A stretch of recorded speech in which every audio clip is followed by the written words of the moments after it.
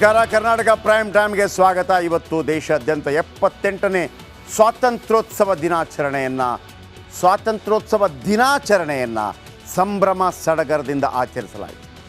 ಸ್ವಾತಂತ್ರ್ಯೋತ್ಸವ ದಿನಾಚರಣೆ ಸಂಭ್ರಮ ಸಡಗರ 78. ಸ್ವಾತಂತ್ರ್ಯದ ವಾರ್ಷಿಕೋತ್ಸವ ಅಂತಂದರೆ ಅದು 77 ಆಗುತ್ತೆ. ಯಾಕೆ ನಮಗೆ ಪದೇ ಪದೇ ಕನ್ಫ್ಯೂಸ್ ಆಗುತ್ತೆ ಅಂತಂದರೆ, ಈಗ ಆಗಸ್ಟ್ 15 1947ರಲ್ಲಿ ಯಾರಾದರೂ ಹುಟ್ಟಿದ್ದಿದ್ರೆ ಇವತ್ತು ಅವ್ರದ್ದು 77ನೇ ಬರ್ತಡೆ. ಆದರೆ ಭಾರತದ ಹೇಗೆ ಗೊತ್ತಾ, ಯಾವಾಗ ಆಗಸ್ಟ್ 15 1947 ಅವತ್ತೇ ಫಸ್ಟ್ ಬರ್ತಡೆ. ಅರ್ಥ ಆಯ್ತಾ? ಪ್ರಥಮ ಸ್ವಾತಂತ್ರ್ಯ ಉತ್ಸವ. 48ಕ್ಕೆ ಬಂದಾಗ ಎರಡನೇ ಸ್ವಾತಂತ್ರ್ಯೋತ್ಸವ. ಮಗುವಿಗೆ ಹಾಗಲ್ಲ, ಮಕ್ಕಳಿಗೆ ಹಾಗಲ್ಲ. ಹುಟ್ಟಿದ ದಿವಸವೇ ನಾವು ಸ್ವಾತಂತ್ರ್ಯೋತ್ಸವ ಅಥವಾ ಹುಟ್ಟುಹಬ್ಬದ ಮಹೋತ್ಸವ ಅಂತ ಮಾಡೋದಿಲ್ಲ, ಒಂದು ವರ್ಷ ಕಳೆದ ನಂತರ ಮಾಡ್ತೀವಿ. ಹಾಗಾಗಿ ಈ ಹುಟ್ಟಿದ ದಿನಕ್ಕೂ ಸ್ವಾತಂತ್ರ್ಯ ಸಿಕ್ಕ ದಿವಸಕ್ಕೂ ಕನ್ಫ್ಯೂಷನ್ ಆಗೋದು ಆ ಕಾರಣಕ್ಕಾಗಿ. ಕ್ಲಿಯರ್ ಆಯ್ತಲ್ಲ? ಈಗ 78ನೇ ಸ್ವಾತಂತ್ರ್ಯೋತ್ಸವ ಅಂತ ಯಾಕೆ ಅಂತಂದರೆ ಈ ಕಾರಣಕ್ಕಾಗಿ. ಅವತ್ತೇ ಪ್ರಥಮ ಸ್ವಾತಂತ್ರ್ಯೋತ್ಸವ ನಮ್ಮದು. ಒಂದು ವರ್ಷ ಕಳೆದ ನಂತರ 1ನೇ ವಾರ್ಷಿಕೋತ್ಸವ ಅಂತಲ್ಲ, 2ನೇ ಸ್ವಾತಂತ್ರ್ಯೋತ್ಸವ, ಆ ರೀತಿ ಲೆಕ್ಕ ಹಾಕ್ತಾರೆ. ಮಕ್ಕಳು ಹುಟ್ಟಿದರೆ ಅವತ್ತು ಹುಟ್ಟುದ ಹಬ್ಬ ಇರೋದಿಲ್ಲ, ಒಂದು ವರ್ಷ ಕಳೆದ ನಂತರ 1ನೇ ಹುಟ್ಟುದ ಹಬ್ಬ ಆಚರಣೆ ಅಂತೇಳಿ ಕ್ಲಿಯರ್ ಆಗಿಟ್ಟಿರಬೇಕು. ಇವತ್ತು 78ನೇ ಸ್ವಾತಂತ್ರ್ಯೋತ್ಸವ ಸಂಭ್ರಮ ಸಡಗರದಿಂದ ದೇಶಾದ್ಯಂತ ಮತ್ತು ವಿಶ್ವದಾದ್ಯಂತ ಭಾರತೀಯರು ಆಚರಿಸಿದರು. ನಾವೆಲ್ಲರೂ ಕೂಡ ಒಂದಲ್ಲ ಒಂದು ರೀತಿಯಲ್ಲಿ ಸ್ವಾತಂತ್ರ್ಯ ದಿನವನ್ನು ಆಚರಿಸ್ತಾ ಇದ್ದೀವಿ. ಕೆಂಪುಕೋಟೆಯಲ್ಲಿ ಪ್ರಧಾನಿ ನರೇಂದ್ರ ಮೋದಿಯವರು ಭಾಷಣ ಮಾಡ್ತಾ, ಫ್ಲ್ಯಾಗ್ ಹಾಯ್ಸ್ಟಿಂಗ್ ಮಾಡ್ತಾ, ಸ್ವಾತಂತ್ರ್ಯ ಹಬ್ಬ 16 ಕಾರಣಗಳಿಗೆ ಇವತ್ತು ಗಮನ ಸೆಳೆಯಿತು. ಹಲವಾರು ವಿಚಾರಗಳನ್ನು ಮಾತಾಡಿದ್ರು. ನಾನು ಮೊದಲೇ ಹೇಳಿದೆ, ಭಾಳ ಮುಖ್ಯವಾಗಿ ನನಗೆ ಇವತ್ತು ಹೃದಯಕ್ಕೆ ನಾಟಿದ್ದು 2036ರಲ್ಲಿ ನಾವು ಒಲಿಂಪಿಕ್ಸ್ ಕ್ರೀಡಾಕೂಟ ಮಾಡೋದಕ್ಕೆ ಸಜ್ಜಾಗ್ತಾ ಇದ್ದೀವಿ. ಜೊತೆಗೆ ಒಲಿಂಪಿಕ್ಸ್ನಲ್ಲಿ ಭಾಗವಹಿಸಿ ನಮಗೆ ಪದಕ ತಂದಂತಹ ಅನೇಕರ ಜೊತೆ ಇವತ್ತೊಂದು ರೀತಿಯಲ್ಲಿ ಸಂವಾದಗಳು ಕೂಡ ಅಲ್ಲಿ ನಡೆಯಿತು. ಅವರೆಲ್ಲರೂ ಕೂಡ ಅಲ್ಲಿ ಭಾಗವಹಿಸಿದರು. ಬನ್ನಿ, ಯಾವ ರೀತಿ ಇತ್ತು 78ನೇ ಸ್ವಾತಂತ್ರ್ಯೋತ್ಸವ ಸಂಭ್ರಮ ನೋಡೋಣ ಬನ್ನಿ.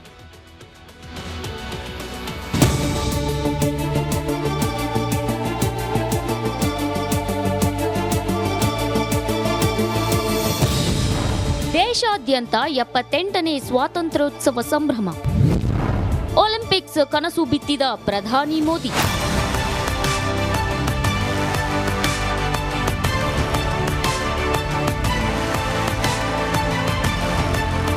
ಈ ಬಾರಿಯ ಸ್ವಾತಂತ್ರ್ಯೋತ್ಸವ 16 ಕಾರಣಗಳಿಗೆ ವಿಶೇಷವಾಗಿತ್ತು.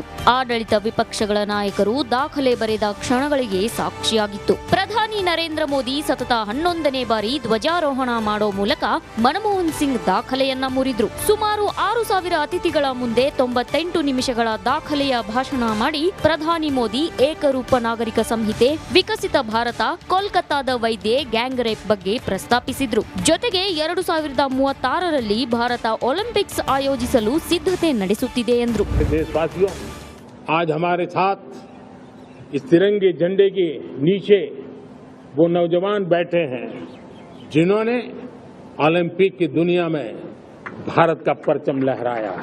भारत ने G20 को ऑर्गेनाइज किया, हिंदुस्तान के अनेक शहरों में ऑर्गेनाइज किया, 200 से ज्यादा इवेंट किए.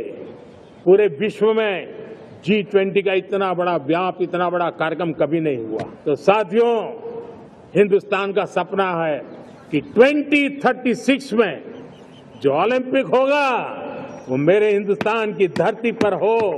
इसके लिए हम तैयारी कर रहे हैं, उसके लिए हम आगे बढ़ेंगे. 78ನೇ ಸ್ವಾತಂತ್ರ್ಯ ದಿನಾಚರಣೆ ಸಂಭ್ರಮದಲ್ಲಿ ವಿಪಕ್ಷ ನಾಯಕ ರಾಹುಲ್ ಗಾಂಧಿ ಭಾಗವಹಿಸಿದ್ರು. ಕಳೆದೊಂದು ದಶಕದಲ್ಲಿಯೇ ಪ್ರತಿಪಕ್ಷ ನಾಯಕರೊಬ್ಬರು ಕೆಂಪುಕೋಟೆಯ ಸ್ವಾತಂತ್ರ್ಯ ದಿನಾಚರಣೆ ಕಾರ್ಯಕ್ರಮಕ್ಕೆ ಹಾಜರಾಗಿರೋದು ಇದೇ ಮೊದಲು. ಪ್ಯಾರಿಸ್ ಒಲಿಂಪಿಕ್ಸ್ನಲ್ಲಿ ಪರಾಕ್ರಮ ಮೆರೆದ ಭಾರತದ ಕ್ರೀಡಾಪಟುಗಳನ್ನ ಪ್ರಧಾನಿ ನರೇಂದ್ರ ಮೋದಿ ಸ್ವಾತಂತ್ರ್ಯ ದಿನಾಚರಣೆಯಂದು ಭೇಟಿಯಾಗಿ ಅಭಿನಂದಿಸಿದ್ರು. ಪುರುಷರ ಹಾಕಿ ತಂಡ ಡಬಲ್ ಒಲಿಂಪಿಕ್ ಪದಕ ವಿಜೇತೆ ಮನು ಭಾಕರ್, ಸರಬ್ಜೋತ್ ಸಿಂಗ್ ಮತ್ತು ಅಮನ್ ಸೆಹರಾವತ್ ಸೇರಿದಂತೆ ಒಲಿಂಪಿಕ್ ಸಾಧಕರನ್ನ ಆಹ್ವಾನಿಸಿ ಶ್ಲಾಘಿಸಿದ್ರು.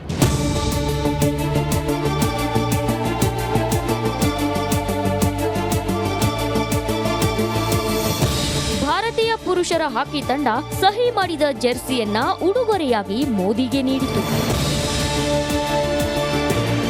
News desk, republic Kannada. ನೋಡಿ, ಭಾಳ ಮುಖ್ಯವಾಗಿ ನಾನು ಯಾಕೆ ಒಲಿಂಪಿಕ್ಸ್ ವಿಚಾರವಾಗಿ ಮಾತಾಡಿದ್ರು ಅಂತ ಹೇಳಿದಾಗ, ಭಾರತಂಥ ದೇಶಕ್ಕೆ ಇಂಥ ಸ್ಪೋರ್ಟ್ಸ್ಗಳು ಭಾಳ ಮುಖ್ಯವಾಗುತ್ತೆ. ಯಾಕೆ ಮುಖ್ಯವಾಗುತ್ತೆ? ನಾವು ಮಕ್ಕಳನ್ನು ಆಟ ಆಡೋಕ್ಕೆ ಬಿಡೋದಿಲ್ಲ. ಭಾಳ ಎಕ್ಸ್ಪರ್ಟ್ ಇರ್ತಾರೆ. ಒಂದು ಕಾಲದಲ್ಲಿ ನಮ್ಗೆ ಆ ಪ್ರಾಬ್ಲಮ್ ಇತ್ತು. ಆಟ ಆಡ್ಲಿಕ್ಕೆ ಅಂದರೆ ಓದ್ರಪ್ಪ, ಇಂಜಿನಿಯರ್ ಆಗ್ರಪ್ಪ, ಮತ್ತೊಂದು ಆಗ್ರಪ್ಪ, ಏನಾದರೂ ಕಲೀರಪ್ಪ, ಆಫೀಸರ್ ಆಗ್ರಪ್ಪ, ನನ್ನ ಮಗ ದೊಡ್ಡ ಆಫೀಸರ್ ಆಗಬೇಕು, ಪ್ರೊಫೆಸರ್ ಆಗಬೇಕು, ಹೀಗೆಲ್ಲ ನಾವು ಆಲೋಚನೆ ಮಾಡ್ತಾ ಇದ್ವಿ. ಓಕೆ, ಒಂದು ಪ್ರೊಫೆಸರ್ ಆದರೂ ಕೂಡ ಕೆಲವರಿಗೆ 20,000, 30,000 ಅಂದರೆ ಬೇರೆ ಬೇರೆ ಹೇಳಿ 40,000, 50,000, 60,000, 70,000, 1 ಲಕ್ಷ ತನಕ ಸಂಬಳ ಬರ್ಬೋದು. 1 ಲಕ್ಷ ತಿಂಗಳಿಗೆ ಬಂದರೆ ನಿಮಗೆ ವರ್ಷಕ್ಕೆ ಎಷ್ಟಾಯಿತು? 10 ಲಕ್ಷ. 10 ವರ್ಷಕ್ಕೆ ಎಷ್ಟಾಯಿತು? ಹತ್ರ 1 ಕೋಟಿ. 20 ವರ್ಷಕ್ಕೆ ಎಷ್ಟಾಯಿತು? 2.5 ಕೋಟಿ. 35 ವರ್ಷಕ್ಕೆ ಎಷ್ಟಾಯಿತು? 3.5, 4, 5 ಕೋಟಿ. 5 ಕೋಟಿ. ಅವನು ಅದ್ಭುತವಾಗಿ ಏನೋ ಮಾಡಿದಾನಪ್ಪ, 1 ಲಕ್ಷ ಸಂಬಳ ಇದೆ, 5 ಕೋಟಿ. ಸ್ಪೋರ್ಟ್ಸ್ ಯಾಕೆ ಇಂಪಾರ್ಟೆಂಟು ಅಂತಂದರೆ, ನಾವು ಆ 35 ವರ್ಷಗಳ ಕಾಲ ಕೆಲಸ ಮಾಡಿದರೂ ಕೂಡ ನಾವು ಗಳಿಸೋದು 5 ಕೋಟಿನೋ ಮ್ಯಾಕ್ಸಿಮಮ್ಮು. ಅಂದರೆ ದೊಡ್ಡ ಕೆಲಸದಲ್ಲಿ ನಾನು ಹೇಳ್ತಿರೋದು. ಆ 5 ಕೋಟಿ ಗಳಿಸಿರೋದಂದರೆ ನಿಮಗೆ ಅದರಲ್ಲಿ 1 ಲಕ್ಷ ಸಂಬಳ ಇದ್ದರೆ ಅವನಿಗೆ 70 ಲಕ್ಷ ಉಳಿದಲ್ಲಿ ಹೋಗ್ಬಿಡುತ್ತೆ. ಅವನು ಉಳಿಸೋದೇ 30 ಲಕ್ಷ 30,000. ಆ 30,000 ಎಷ್ಟಾಯಿತು ವರ್ಷಕ್ಕಾದಾಗ? ಅಲ್ಲಿ ಏನು ಉಳಿದಿರೋದಿಲ್ಲ ಕೊನೆಗಳಿಗೆಯಲ್ಲಿ. ಓಕೆ, ಗೌರ್ಮೆಂಟ್ ಆಮೇಲೆ ಗೌರ್ಮೆಂಟ್ ನೌಕರಿ ಸಿಗಲಿ ಅಂತೇಳಿ ಒಂದು 50 ಲಕ್ಷ ಕೊಟ್ಟು ಕೆಲಸಕ್ಕೆ ಸೇರಿರ್ತೀವಿ. ಅಂದರೆ ಮುಂದಿನ 35 ವರ್ಷಕ್ಕೆ 50 ಲಕ್ಷ ಕೊಟ್ಟರೆ ಅವನು ಪ್ರಾಮಾಣಿಕವಾಗಿ ಕೆಲಸ ಮಾಡಿದ್ರೆ ಅವನು ಗಳಿಸೋದು 3-4 ಕೋಟಿ ಮಾತ್ರ. ಆದರೆ ಇಡೀ ಸಂಬಳದ ಲೆಕ್ಕದಲ್ಲಿ ನಾನು ಹೇಳಿ, ಅದು ಕೂಡ ಅತಿ ಹೆಚ್ಚಿನ ಸಂಬಳದಲ್ಲಿ. ಸ್ಪೋರ್ಟ್ಸಲ್ಲಿ ಹಾಗಲ್ಲ. ನೀವು ಸ್ಪೋರ್ಟ್ಸಲ್ಲಿ ಭಾಳ, ಈಗ ಸಿಂಧು ಅವರಿದ್ದಾರೆ, ಕಳೆದ ಬಾರಿ ಪದಕ ಗಳಿಸ್ಕೊಂಡ್ರಲ್ವಾ. ನೀವು 35 ವರ್ಷದಲ್ಲಿ ಗಳಿಸೋದನ್ನು 2-3 ವರ್ಷದಲ್ಲಿ ಗಳಿಸ್ಬಿಡ್ತೀರಿ. ಅಲ್ಲೊಂದು ಕೋಟಿ ಕೊಟ್ಟರು, ಇಲ್ಲೊಂದು ಕೋಟಿ ಕೊಟ್ಟರು, ಆ ಕಡೆ 1 ಕೋಟಿ ಕೊಟ್ಟರು, ಅವರೊಂದು ಕೋಟಿ ಕೊಟ್ಟರು, ಇಲ್ಲೊಂದು ಕೋಟಿ ಕೊಟ್ಟರು, ಮುಗಿದೋಯ್ತು. ಸಚಿನ್ ತೆಂಡೂಲ್ಕರ್ ಪಾಸಾಗಿ ನಾನು ಕಲಿಬಾರ್ದು ಅಂತ ಹೇಳ್ತಾ ಇಲ್ಲ, ಕಲಿಬೇಕು. ಎರಡನೇ ಒಂದು ಅವಕಾಶ ಕೂಡ ಇಲ್ಲಿದೆ ಅಂತೇಳಿ. ಇದು ಹೇಗೆ ಅಂತಂದರೆ ನೋಡಿ, ತುಂಬ ಸ್ಫುರದ್ರೂಪಿ ಸಿನಿಮಾಕ್ಕೆ ಹೋಗೋರೆಲ್ಲ ಸ್ಫುರದ್ರೂಪಿ ಆಗಿದ್ದರೆ, ತುಂಬ ನೋಡೋಕ್ಕೆ ಚೆಂದ ಇದ್ದರೆ, ಹೈಟ್ ವೆಯ್ಟ್ ಎಲ್ಲ ಇದ್ದರೆ ಹೀರೋ ಆಗ್ಬೋದು, ಹುಡುಗಿ ಆಗಿದ್ದರೆ ಹೀರೋಯಿನ್ ಆಗ್ಬೋದು. ಹಾಗಾದರೆ ಸಿನಿಮಾದಲ್ಲಿ ಇಂಟ್ರೆಸ್ಟ್ ಇದೆ, ಅವನು ನೋಡೋಕ್ಕೇನು ಚೆಂದ ಇಲ್ಲಪ್ಪ, ಆಗಿದ್ರೆ ಅವನಿಗೆ ಭವಿಷ್ಯ ಇಲ್ವಾ? ಇದೆ. ಅವನು ಡೈರೆಕ್ಟರ್ ಆಗ್ಬೋದು, ಅವನು ಒಳ್ಳೆ ಟೆಕ್ನಿಷಿಯನ್ ಆಗ್ಬೋದು, ಒಳ್ಳೆ ಸ್ಕ್ರಿಪ್ಟ್ ರೈಟರ್ ಆಗ್ಬೋದು, ಒಳ್ಳೆ ಸಿಂಗರ್ ಆಗ್ಬೋದು. ಅಂದರೆ ನಾನು ಯಾಕೆ ಹೇಳ್ತಾ ಇದ್ದೀನಿ ಅಂದರೆ, ನಮ್ಮ ಈ ಇಂಡಿಯಾದ ನಿರುದ್ಯೋಗ ಸಮಸ್ಯೆಗೆ ಈ ಕ್ರೀಡೆ ಇದೆಯಲ್ಲ, ಭಾಳ ದೊಡ್ಡ ಒಂದು ವರ, ಭಾಳ ದೊಡ್ಡ ವರ. ಅರ್ಧಕ್ಕರ್ಧ ಜನ ಹೋಗ್ಬಿಟ್ರೆ ನಿಮಗೆ 5. ಮೊನ್ನೆ ಯಾವುದೋ ಒಂದು ನಾನು ಓದಿದೆ, ಕ್ರಿಕೆಟ್ರ್ ಒಬ್ಬ ಪಾಪ, ನಾನೇನು ಸೆಂಚುರಿ ಹೊಡೆದೆ ಅಂತೆಲ್ಲ ಹೇಳ್ತಾ ಇರಬೇಕಾದ್ರೆ ತಾಯಿ ಫೋನ್ ಮಾಡಿ ಹೇಳಿದ್ರಂತೆ, ಹೌದೇನ ಮಗ, ಸೆಂಚುರಿ ಎಲ್ಲ ಹೊಡೆದ್ಯಾ, ಒಳ್ಳೇದಾಯಿತು, ಇನ್ನು ನಿನಗೊಂದು ಒಳ್ಳೆ ಕೆಲಸ ಸಿಗ್ಬೋದಲ್ಲ ಹೇಳಿದ್ರಂತೆ. ಅವನಲ್ಲಿ ಕೋಟಿ ದುಡಿತಾ ಇದ್ದಾನೆ, ತಾಯಿ ಗೊತ್ತಿಲ್ಲ, ತಾಯಿಗೊಂದು ಕೆಲಸ ಸಿಕ್ಕಿದ್ರೆ ಮುಗಿದೋಯ್ತು ಅಂತೇಳಿ. ಹಾಗಾಗಿ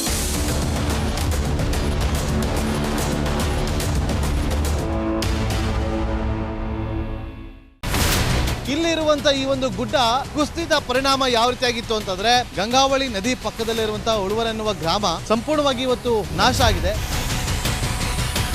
ಮನೆ ಮಠ ಏನಿಲ್ಲ, ಎಲ್ಲ ಹೋಗ್ಬಿಟ್ಟಿದೆ. ಇವತ್ತು ರಿಪಬ್ಲಿಕ್ ಕನ್ನಡ ಮಾಡಿದಂತ ಒಂದು ವರದಿಯಿಂದಾಗಿ ಎಚ್ಚೆತ್ತುಕೊಳ್ಳುವಂತ ಕೆಲಸ ಸರ್ಕಾರ ಮಾಡಿದೆ, ಸಚಿವರು ಕೂಡ ಮಾಡಿದ್ದಾರೆ. 2 ಗಂಟೆಗೆ ಸುದ್ದಿ ಮೂಡಿಸಿದ್ದು 6 ಗಂಟೆಗೆ ಎಲ್ಲ ಸಚಿವರು ಮಿನಿಸ್ಟರ್ ಎಲ್ಲ ಬಂದು ಇಲ್ಲಿ ನೋಡೋಗಿದ್ದಾರೆ. ಎಲ್ಲಾ ಜನರಿಗೂ 1,20,000 ಮತ್ತೆ ಅವರಿಗೆ ಮನೆಗೆ 5 ಲಕ್ಷ. ಈ ಸುದ್ದಿಯನ್ನ ಎಲ್ಲ ಒಂದು ಅಧಿಕಾರಿಗಳಿಗೆ ಮೂಡಿಸಿದ್ದಕ್ಕಾಗಿ ರಿಪಬ್ಲಿಕ್ ಕನ್ನಡ ಟಿವಿಗೆ ಧನ್ಯವಾದ ಹೇಳಿ ಇಷ್ಟಪಡ್ತೇವೆ. ಮನೆನೂ ಕೊಡ್ತೇವೆ, ಮಕ್ಕಳ ಶಿಕ್ಷಣಕ್ಕೆ ತೊಂದರೆ ಆಗದೆ ಇದ್ದಂಗೆ ಹೆಲ್ಪ್ ಮಾಡ್ತೇವೆ. 1,20,000 ಮನೆ ಯಾರ್ದ್ರ ಡ್ಯಾಮೇಜ್ ಆಗಿದೆ ಅದನ್ನ ಕೊಡ್ತೀವಿ ಅಂತ ಒಪ್ಕೊಂಡಿದ್ದಾರೆ. ನಮ್ಮ ಕಷ್ಟಕ್ಕೆ ನೀವು ರಿಪಬ್ಲಿಕ್ ಕನ್ನಡದವರಾದಂತ ನೀವು ನೆರವಾಗಿರ್ತ ನಾವು ನಂಬಿದ್ದೇವೆ. ಅವರಿಗೆ ಸೂರನ್ನ ಕಲ್ಪಿಸಿಕೊಡೋವರೆಗೂ ಕೂಡ ರಿಪಬ್ಲಿಕ್ ಕನ್ನಡ ಅವರಿಗೆ ಧ್ವನಿಯಾಗಿ ನಿಲ್ಲುವಂತ ಕೆಲಸವನ್ನ ಮಾಡ್ತೇವೆ.